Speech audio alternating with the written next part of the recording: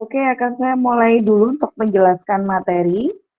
Silahkan jika di tengah penjelasan saya ada yang dirasa kurang berkenan, dapat disampaikan. Ya, sebentar. Ini saya menyimak YouTube dari lulusan IPB ini ya, menarik ya. Oke, saya mulai. Assalamualaikum warahmatullahi wabarakatuh. Selamat pagi dan salam sejahtera semuanya.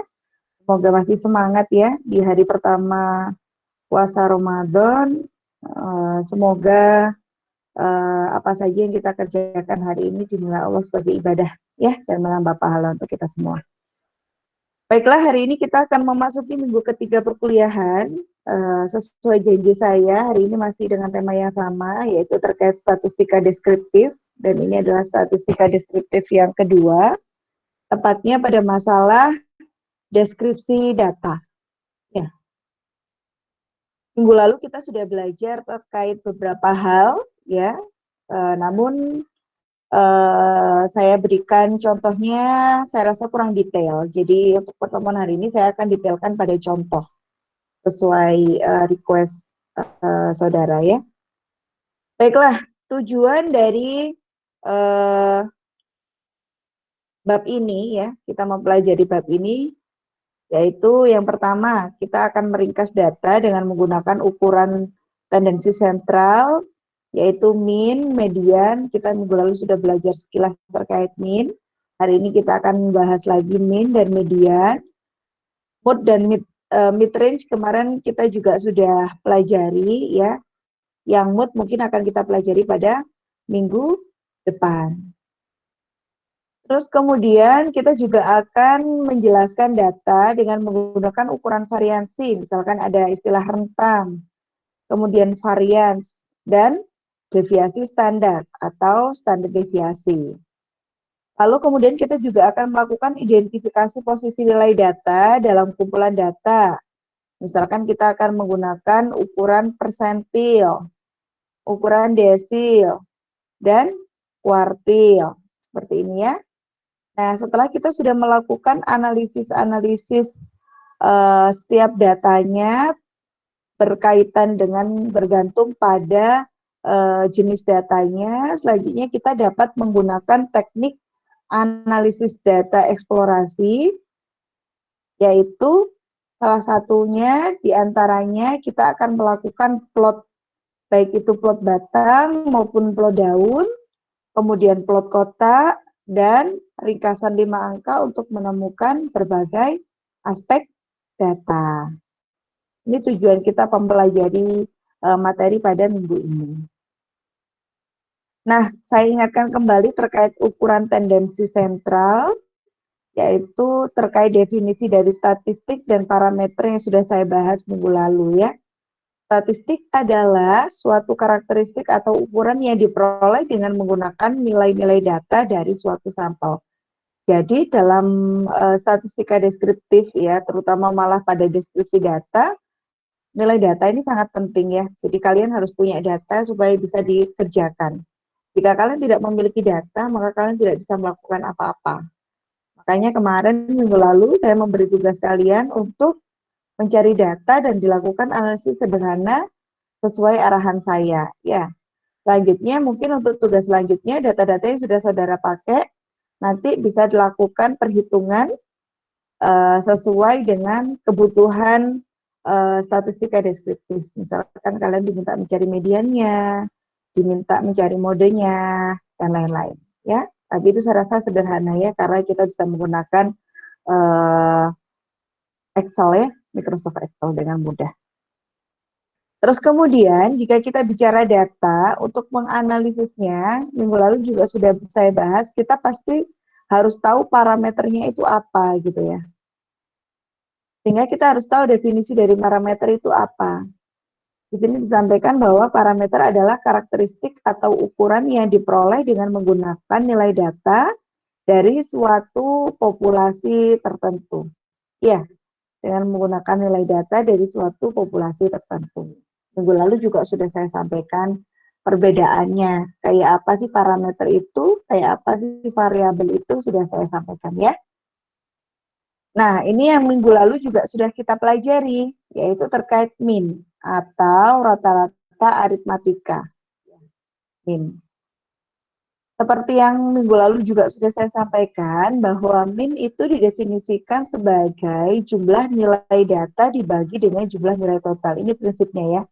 Jumlah nilai data dibagi jumlah total nilai atau jumlah nilai total. Perhitungannya ada dua cara. Ada yang min untuk sampel dan ada yang min untuk populasi terbatas. Kodenya juga berbeda, lambangnya juga berbeda ya, minggu lalu sudah saya utarakan. Dan min atau rata-rata ini dalam banyak kasus bukanlah nilai data aktual, ya, bukan nilai data aktual, tapi dia hasil perhitungan dari pengolahan data, di mana nilai data dibagi total nilai. Ini yang minggu lalu saya sampaikan, ada min atau rata-rata hitung populasi, ada min untuk rata-rata hitung sampel.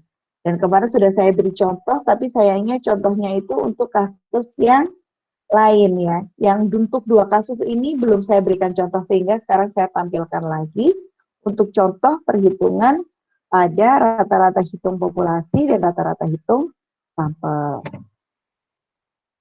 Ini contoh yang pertama adalah contoh untuk perhitungan min pada masalah sampel. Ya, contohnya. Di sini kita akan menampilkan usia dari 6 anak kucing gitu ya. Secara acak dihitung dengan satuannya adalah minggu ya. Jadi ada 6 anak kucing usianya 3 minggu, 8 minggu, 5 minggu, 12 minggu, 14 minggu, dan 12 minggu. Hitunglah rata-rata usia anak kucing tersebut dengan menggunakan rata-rata sampel. Ya, ini mudah sekali. Rata-rata sampel lambangnya adalah X bar gitu ya. Dengan cara dicari dengan cara sigma dari X, jadi jumlahan dari usia keseluruhannya dibagi ada berapa jumlah hewannya? Ada 6. Sehingga ini tinggal dijumlahkan biasa, dibagi 6 hasilnya adalah 9 weeks. Jadi rata-rata sampel untuk usia anak kucing yang diambil secara acak, yaitu rata-rata mereka berusia 9 minggu. Udah? Ada yang ditanyakan? Sampai sini?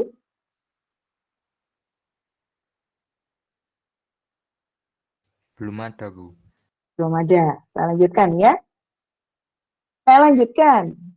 Kalau tadi adalah contoh perhitungan min untuk sampel, sekarang adalah contoh perhitungan min untuk populasi. Ya, populasi yang menggunakan rumus mu. Ya, contoh. Sebuah perusahaan yang masih kecil gitu ya, perusahaan baru gitu ya. Dia terdiri dari ada owner, ada manager, ada sales, dan ada 2 teknisi. Ya. Dan penggajiannya adalah sebagai berikut. Owner $50.000, manajer $20.000, ini berturut-turut ya. Manajer $20.000. Terus kemudian sales $12, $12.000, dan 2 teknisi $9.000 dan $9.000. Nah, asumsikan ini adalah sebuah populasi, karena kita bicara populasi adalah pegawai di small company ini ya, di perusahaan baru yang masih kecil ini. Maka rata-rata dari populasinya, yaitu kita jumlahkan dengan menghitung jumlah dari semua gajinya dibagi dengan jumlah dari populasinya ada berapa, gitu ya. Jadi 50.000 tambah 20.000 tambah 12.000 tambah 9.000 tambah 9.000 dibagi 5, ya. Maka berapa rata-rata gaji keseluruhan pegawai small company tadi? Yaitu 20.000 dolar. Gitu ya. Oke. Selanjutnya, ini yang minggu lalu sudah saya sampaikan contohnya ya. Contoh rata-rata sampel untuk permasalahan distribusi frekuensi tidak berkelompok.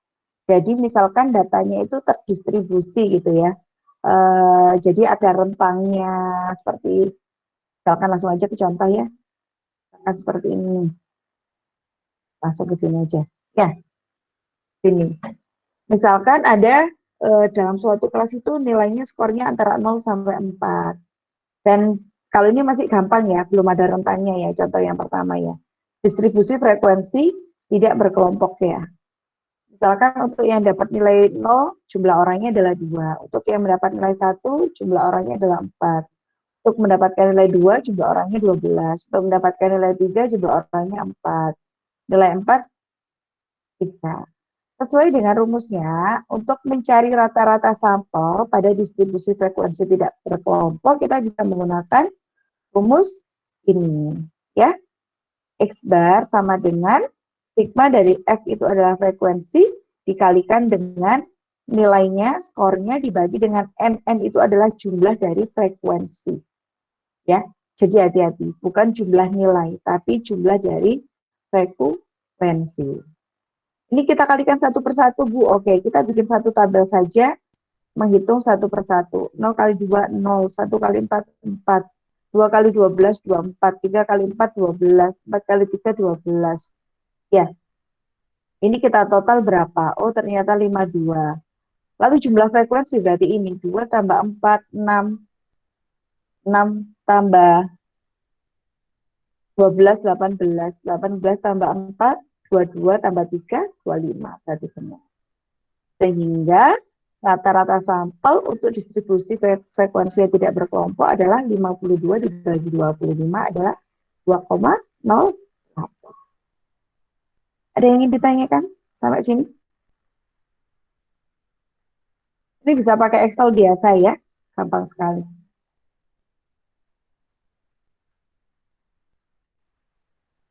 Ada yang ingin ditanyakan?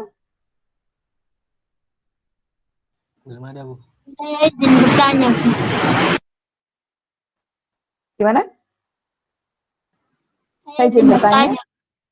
Silakan. Kalau misalnya ada kayak data per tahun gitu, bukan nggak ada kayak nilai, kan langsung frekuensi gitu. Nah itu mainnya gimana, Bu? Rata-rata sampelnya gimana? Apa langsung dijumlahin terus dibagi gitu? Dan seharusnya data itu nggak bisa langsung frekuensi, ya harus apanya. Yang dihitung itu apanya gitu kan.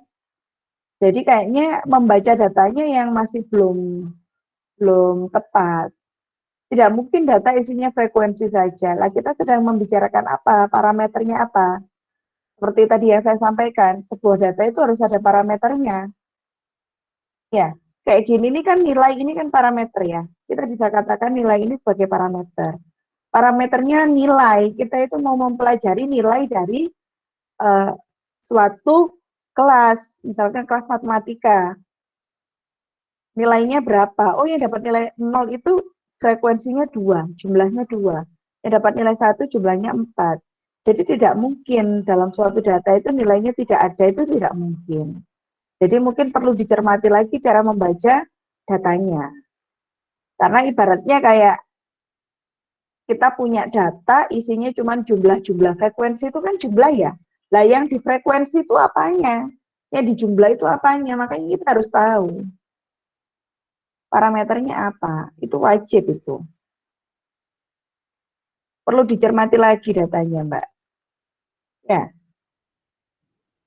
Kalau misalnya akan kayak penjualan gitu kan, bukan langsung kayak tahun 2010 frekuensinya segini. Nah, itu rata-ratanya nggak ada juga. Apa gimana? Ya ada. Ya berarti yang menjadi parameter apa? Tahun. Ya.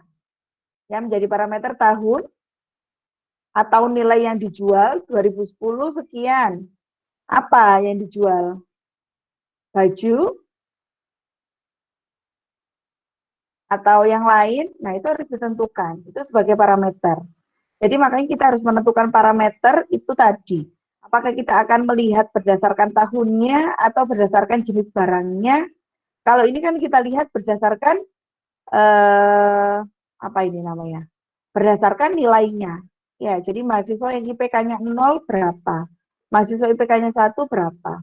Yang untuk kasus yang tadi penjualan itu bisa disiasati. Jadi misalnya kita pilihkan dulu parameternya yang akan kita soroti itu apanya sih? Apakah pokoknya campur semuanya gak apa-apa, yang penting kita tahu penjualannya berapa, atau kita akan menyoroti nih dari penjualan baju di sini, oh ternyata yang lebih laku yang mana? Oh baju anak-anak sekian, oh baju dewasa sekian. Nah itu kan yang kita pilih sebagai parameter. Semua rata-rata tetap harus ada seperti itu. Kalau demikian berarti ya kita hitung semuanya, hasil penjualannya dibagi apa yang akan kita soroti, apakah jenis penjualan atau tahun penjualan. Itu yang menjadi pembagi. Jadi rata-rata itu ya tetap ada. Pada kasus apapun rata-rata tetap ada. Ya, baik Bu, terima kasih Bu. Oke, sama-sama. Sama-sama. Selanjutnya, ada lagi yang mau ditanyakan?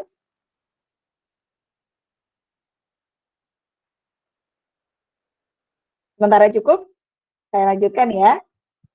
Nah, ini tadi kita bertemu dengan nilai yang langsung ya, nilai yang tunggal ya, 0, 1, 2, 3, 4, 5, dan seterusnya. Nah, bagaimana kalau nilainya itu berentang ya, seperti yang kita pelajari minggu lalu ya, yaitu masalah distribusi frekuensi yang dikelompokkan ya. Jadi dia dikelompokkan, misalkan seperti ini kelasnya. Dia dibuat rata-rata dari sini sampai sini, dari sini sampai sini, dari sini sampai sini, dan seterusnya. Seperti yang minggu lalu persis saya jelaskan. Apa yang perlu kita cari kemarin? Mid range atau nilai midpoint ya. Sorry, midpoint atau nilai tengahnya. Antara 15,5 sampai 20,5 ini nilai tengahnya berapa? Dia yang akan menjadi nilai yang akan kita kalikan atau midpoint.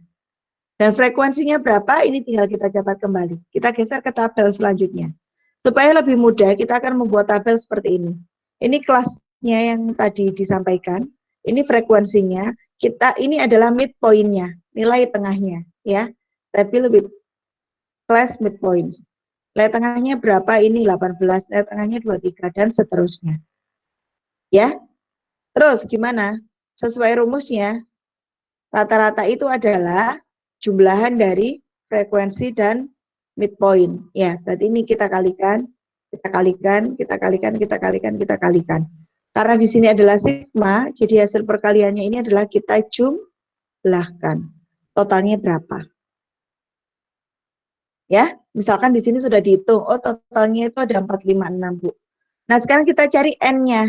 N-nya ini adalah jumlah frekuensinya. Jumlah frekuensinya berapa? 8, 12, 15, 17. Jadi jumlah frekuensinya ada 17, sehingga N-nya ada 17. Maka rata-ratanya adalah 456 dibagi 17. Jadi 26,8. Ya, ini sama persis seperti minggu lalu. Nah, dari sebelum saya melangkah pada median, untuk min ada yang ditanyakan? Beberapa macam contoh.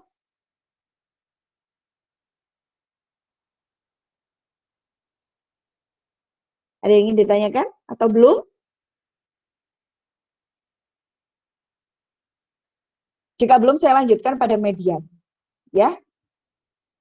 Oke, median itu adalah ketika kumpulan data diurutkan, itu kan disebut larik data. Ya, kalau data diurutkan disebut larik data.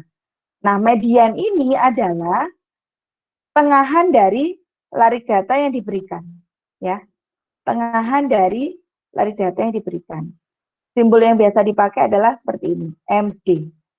Ya, ini bukan nama menteri ya. Tapi MD ini adalah median. Contoh, bobot dari 7 rekrutan tentara adalah dalam pon, ya, jadi bukan dalam kilogram ya. 180, 201, 220, 191, 219, 209, 186. Bu, apakah kita bisa langsung menemukan mediannya dalam bentuk seperti ini? Tidak bisa. Jadi kita harus mengatur data, mengurutkan sesuai dengan urutannya. Sehingga pada definisi yang kedua saya sampaikan bahwa atur data secara berurutan dan pilih titik tengahnya. Oke, kita urutkan. Nah, kebetulan dia ganjil ini datanya ya, sehingga mudah. Gimana caranya? Ya kita lihat aja depan, depan, depan, depan, depan, depan. Nah, sehingga tengah-tengahnya adalah 201. Apa? Mediannya adalah 201. Bagaimana kalau kita ketemunya kasusnya, data yang kita urutkan tadi adalah data yang jumlahnya genap. Ya, seperti ini ya. Sampaikan. Dalam contoh sebelumnya, ada nilai ganjil dalam kumpulan, sehingga mudah mencari titik tengahnya. Nah, sekarang bagaimana kalau kita menghadapi data yang jumlahnya adalah genap? Ini ya, contoh. 6 pelanggan membeli sejumlah majalah sebagai berikut. Orang pertama beli 1 majalah, orang kedua beli 7 majalah. Orang ketiga beli 3 majalah, orang kedua beli 2 majalah, dan seterusnya. Temukan mediannya, berarti kita harus mengurutkan sesuai dengan urutan 1, 2, 3, 3, 4, 7. Nah, kebetulan nih, kita gimana ngeceknya? Oke, kita bulati 1 depan, 1 belakang. 1 depan, 1 belakang. Oke, tengah-tengahnya adalah ini. Sehingga mediannya adalah 2 nilai tengah itu kita jumlahkan, kita bagi dengan 2. Sehingga untuk data tersebut mediannya adalah 3. Ya? Ada yang ingin ditanyakan? Cukup? Jelas, Bu. Oke, mudah ya. Selanjutnya, ini juga ya, usia 10 mahasiswa adalah bla bla bla bla bla, dan seterusnya. Kalau kita menemukan kasus seperti ini, langkah pertama pada median adalah kita urutkan. Oke, ini sudah kita urutkan. Sekarang kita cari ibu tengahnya mana. Oke, depan kita coret, belakang kita coret. Depan kita coret, belakang kita coret, dan seterusnya. Oh, ini loh nilai tengahnya 20 dan 23. Ya sudah, berarti 20 ditambah 23 dibagi 2. Hasilnya adalah 21,5. Jadi, rata-rata mediannya adalah 21,5 untuk kasus 10 mahasiswa. Udah saya rasa. Lalu kemudian, distribusi frekuensi median pada data yang tidak berkelompok. Seperti apa kita mengatasinya?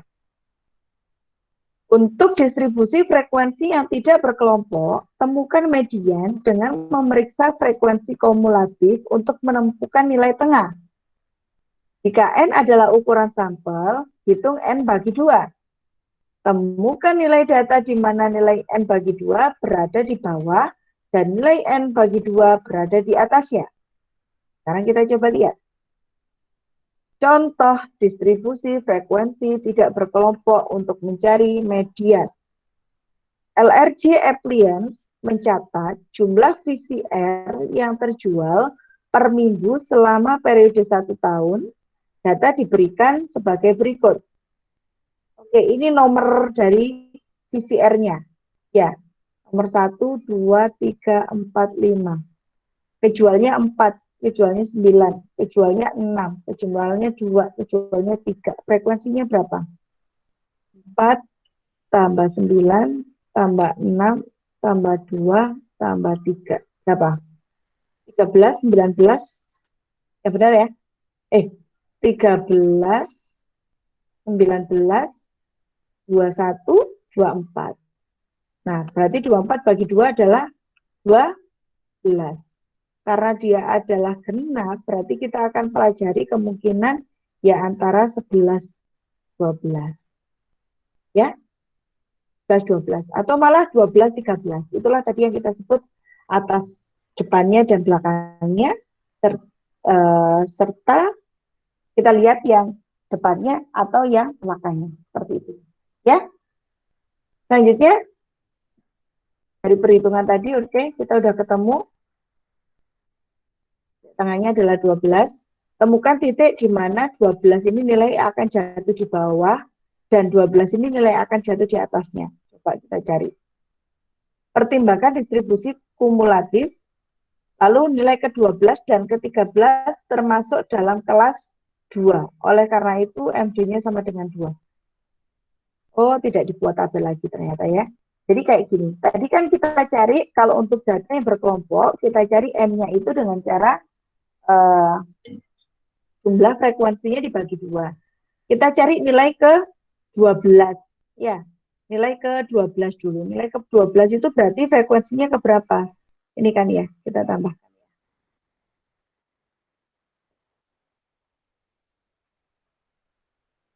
Hapus dulu. Ini biasanya dulu itu saya dibuat tabel lagi ya. Buat tabel lagi untuk menghitung frekuensi ke gitu ya. Frekuensi ke berapa? Ini kan keempat. 4 tambah 9. 13. 13 tambah 6. 19. 19 tambah 2, 21. 24 dan seterusnya lah. Frekuensi ke-12 ternyata jatuh pada poin ini. Ya. Mau di depannya atau belakangnya, mau 11-nya atau 13-nya, dia tetap di poin ini. Sehingga nilainya tetap berada pada 2. Ya. Sehingga median pada data ini adalah 2. Jadi nanti kan kita mengurutkan ini kan data-data ini sesuai dengan frekuensinya. Misalkan 1, 1, 1, 1. Kan karena satunya 4 kali gitu ya. 2-nya 9 kali. 1, 2, 3, 4, 5, 6, dan seterusnya. Intinya ketika data ini diurutkan dengan seperti ini secara berurutan, maka median dari data ini adalah 2. Any question sampai saat ini? Bagaimana kalau ternyata yang kita cari itu di antara 1 dan 2? Misalkan yang 11 itu di 4, di 1, ya 12 itu di 2. Ya udah, 1 ditambah 2 dibagi 2. Ya, 1 ditambah 2 dibagi 2. Jadi min-nya adalah 1,5. Jika itu kita berhadapan pada data genap. Kalau pada data ganjil berarti kan langsung. Ya. Ada yang mau ditanyakan?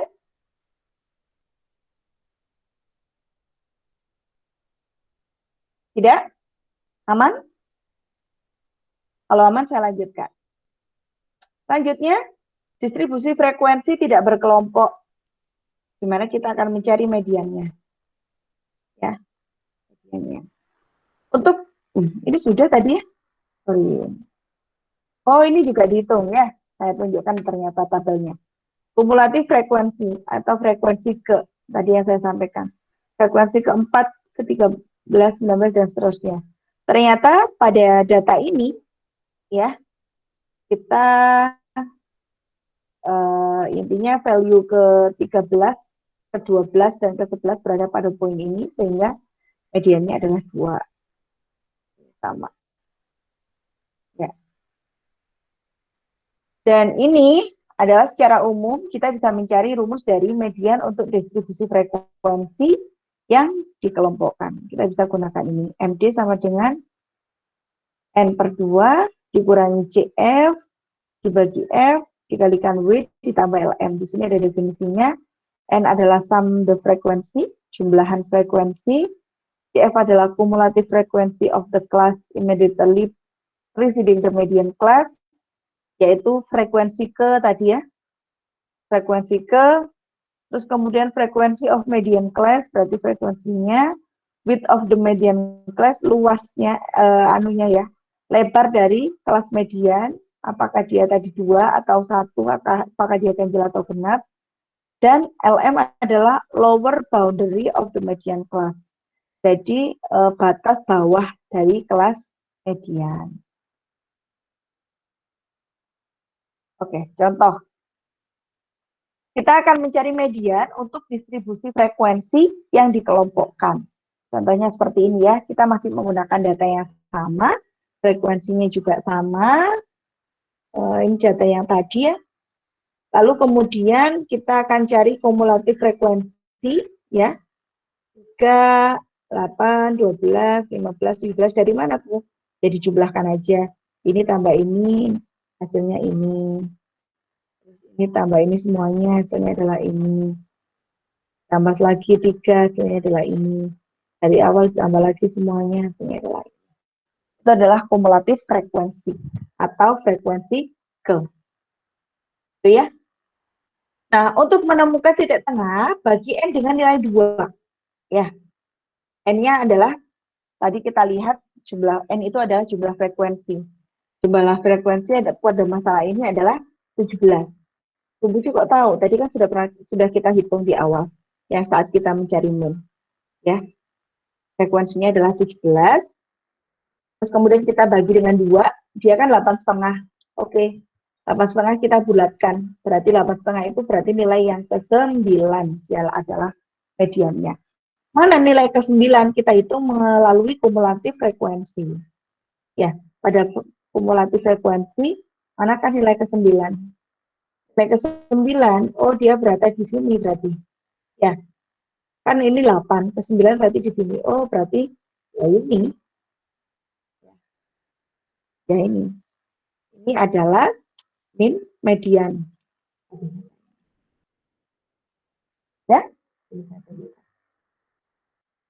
Oke. Kelas mediannya kemudian akan menjadi 25,5 sampai 30,5. Nah, sehingga kita akan menghitung N-nya adalah 17, F-nya adalah 8, F-nya adalah 4, ya. Kita sesuaikan dengan data tadi yang berada di rentan median. W-nya itu adalah lebar mediannya tadi antara 5,5, 20,5 sampai 25,5, lebarnya adalah 5, dan batas bawahnya adalah, ini nggak salah ya, batas bawahnya harusnya 20,5 ya. Bentar, saya lihat dulu. Oh, salah ya. 25,5 sampai 30,5 ya, bukan 20,5. Sehingga batas bawahnya benar, 25,5. Jadi kesalahannya di sini ya. 25 sampai 25,5 sampai 30,5 sejumlah white-nya adalah 5. Batas bawahnya adalah 25,5. Sehingga kita bisa masukkan rumus mencari mediannya. N dibagi 2, 17 dibagi 2, dikurang CF-nya tadi adalah 8. CF-nya 8, dibagi frekuensinya adalah 4, dikali width-nya adalah 5, kemudian batas bawahnya adalah 25,5. Tinggal kita hitung biasa, 17 bagi 2 itu adalah 8,5, dikurang 8 itu adalah 0,5, dibagi dengan 4, dikalikan dengan 5 gitu ya. Berarti berapa? 2,5 dibagi 4. Kalikan 100 ya. Kalau supaya dia menjadi desimal kan dikalikan 25 ya. Kalikan 25 dikalikan 25. Kalikan 25 adalah 100. 2,5 dikalikan 25 itu adalah 625,5. Ya, sehingga hasilnya adalah 62,5 bagi 100 adalah 0,625. Ini hasilnya adalah 0,625. Ditambahkan dengan 25,5. Jadi berapa? 521,6. 26,125. Ya, sehingga mediannya adalah 26,125 pada masalah distribusi frekuensi yang di kelompok.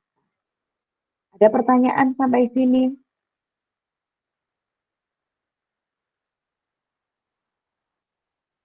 Ada yang ingin ditanyakan sampai sini? Sultan, Belum ada, Bu. Faris, Farid, sama Farid sama hadir enggak? Ais, ada yang ingin ditanyakan? Cukup ya. Kalau nggak ada yang ingin ditanyakan, berarti saya lanjutkan lagi. Oh, sudah selesai ternyata. Untuk kalimat motivasi masih sama seperti minggu lalu ya. Supaya kalian lebih kuat bahwa hanya aku yang bisa mengubah hidupku, tak seorang pun yang bisa melakukannya kecuali aku. Itu dari Carol Burnett. Jadi silakan kalian semangat mengubah diri kalian sendiri. Karena masa depan kalian ada di tangan kalian. Baiklah, cuma demikian pemaparan saya. Sudah saya akhiri. Silakan sampai sini ada yang ingin ditanyakan? Ada yang belum paham dari pemaparan saya? Bu, saya tanya, Bu. Kak Pradipta? Itu yang PPT minggu kedua, rumus Ya. dari rata-rata data berkelompok itu sama kayak PPT tadi, Bu. Sama kayak Iya, memang rata-rata sama. sampel. Memang saya ulangi. Tapi di sini kok tidak berkelompok, Bu? Yang mananya tidak berkelompok. Rumusnya tuh sama kayak rata-rata sampel distribusi frekuensi tidak berkelompok. Coba yang mana tunjukkan. Saya tampilkan dulu.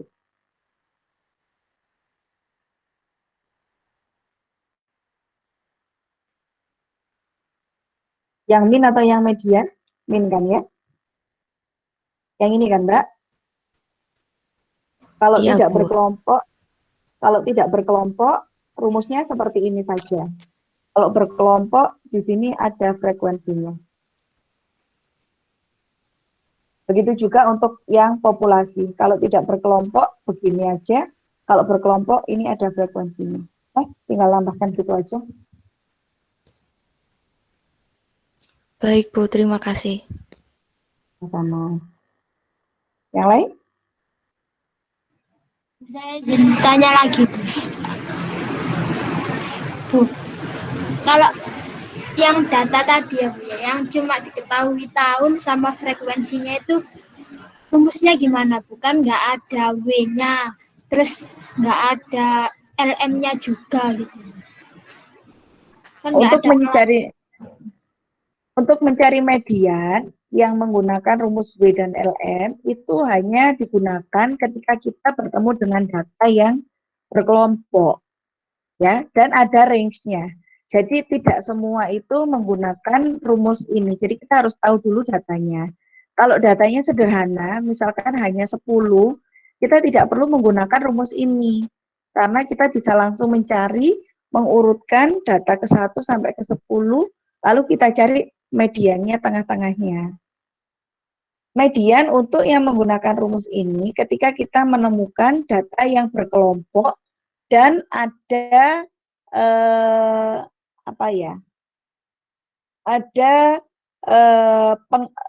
range-nya ya.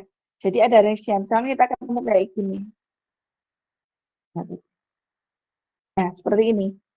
Ya, ada range-nya. Jadi pendataannya itu kan ini bingung, Bu. Kalau saya diminta mencari median, terus datanya itu sebenarnya data yang dikelompokkan dan dia itu ada range-nya tertentu, itu gimana? Itu yang kita akan menggunakan rumus seperti ini. Tapi kalau kita misalkan pengelompokan datanya itu tidak menggunakan range, kan ada data yang pertama ini kan dia kan juga data berkelompok kan, ya ada 4, ada 6, pokoknya dia ada frekuensinya, dia disebut data berkelompok, ya karena ada 4 kelompok yang memiliki nomor 1, ada 9 orang yang memiliki kelompok 2 ya, jadi ada kelompok 1, kelompok 2 dan seterusnya. Tapi kalau pada kasus ini kan tidak ada range-nya, maka kita tidak perlu menggunakan rumus ini. Ya, rumus ini yang hanya untuk dia ada lebar median, ada lebar kelasnya. Jadi yang range-nya itu dipisah. Kalau misalkan kita ketemu yang seperti ini, penjualan, ya nggak usah, ya langsung kita cari aja kumulatif frekuensinya. Ya, frekuensinya ini kita jumlahkan, lalu kita bagi 2 tadi ya. Kita jumlahkan, lalu kita bagi 2, nilainya ketemu berapa, kita cari nilai tersebut pada kumulatif frekuensi ke. Misalkan di sini saya temukan F dibagi N, hasilnya adalah 15. Ya udah saya cari yang dia adalah frekuensi ke-15 yang kemana. Dengan saya cari kumulatif frekuensi, misalkan, oh ini batasnya sampai 4, ini 13, ini 19. Oh berarti frekuensi ke-15 itu ya di sini. Ya mediannya ini ya 3. Jadi tidak semua harus menggunakan rumus yang saya sampaikan di bawah. Seperti itu Mbak Febri. Saya paham. Makasih, Bu. Sama-sama. Ada lagi?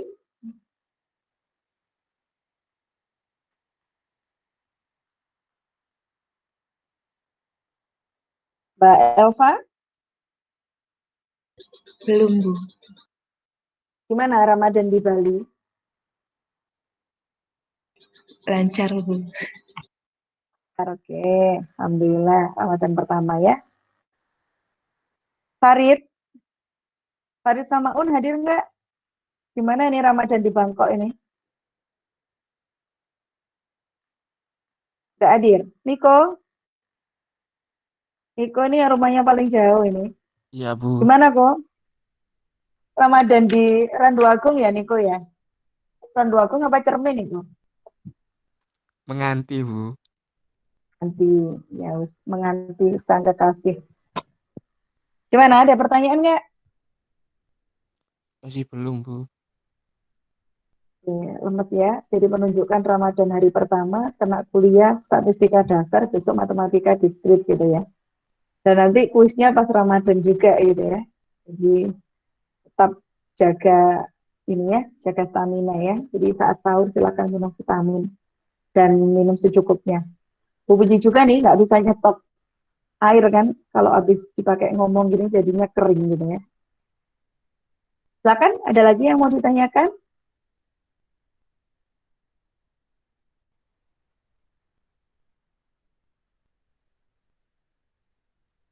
Ada lagi yang ditanyakan? Belum. Apa bisa saya tutup?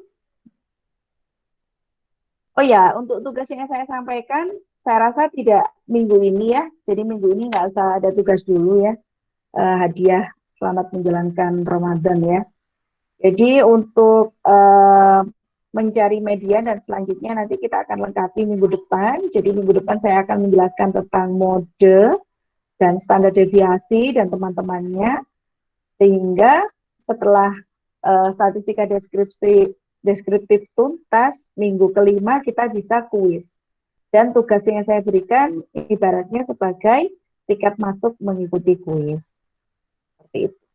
Ya, jadi untuk minggu ini tidak saya berikan tugas dulu untuk statistika dasar. Silakan dicicil dari sekarang karena tadi sudah dapat bocoran ya. Data yang saya minta untuk saudara cari minggu lalu, silakan dicari mediannya ya untuk tugas minggu depan. Minggu depan berarti ditambah juga untuk dicari modenya dan lain-lain yang saya paparkan minggu depan. Silakan bisa menggunakan Excel dengan mudah. Silakan, ada lagi yang mau ditanyakan? Anggit hadir di sini, Anggit.